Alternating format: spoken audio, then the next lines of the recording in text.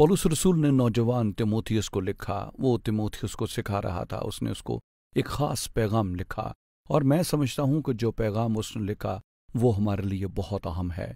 उसने कहा, ये खुशखबरी है कि खुदा ने यीशु मसीह को मुर्दों में से जिलाने से आदमी के सबसे बड़े दुश्मन पर फतह पाई।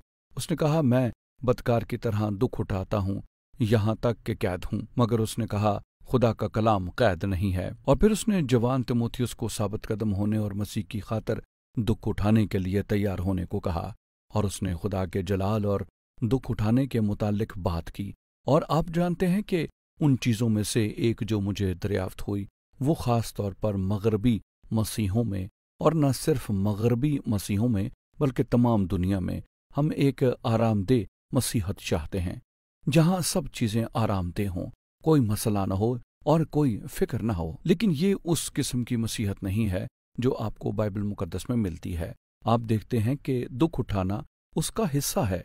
इसलिए पौलुस ने नौजवान तिमोथियस को लिखा और कहा, दुख को बर्दाश्त कर। उसने उससे अच्छी कुश्ती लड़ने को कहा, दौड़ दौड़ने को कहा, उसके कलाम के साथ वफादार होने को कहा।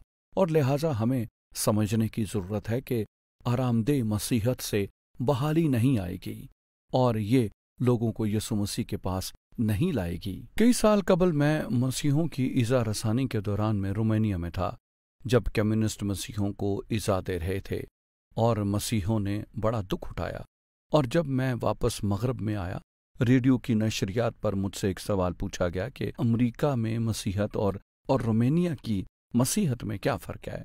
और मैंने उनसे कहा, ये सादा है। मैंने कहा, आप देखते हैं रोमानिया में दुख है और वो जानते हैं कि उन्हें यीशु की ज़रूरत है, जबकि अमेरिका में हमें यीशु की ज़रूरत है। आप देखते हैं कि दुख उठाना और उस मकाम तक आना जहां हम बेआराम हों, ये हमारे ये कहने के बायस बनता है कि खुदा मुझे तेरी ज़रूरत है। और यही है, जब आपको खुदा की ज़रूरत है, आप उसका जलाल पाते हैं, आप उसका आराम पाते हैं, आप एक मुनफरिद तरह का आराम पाते हैं।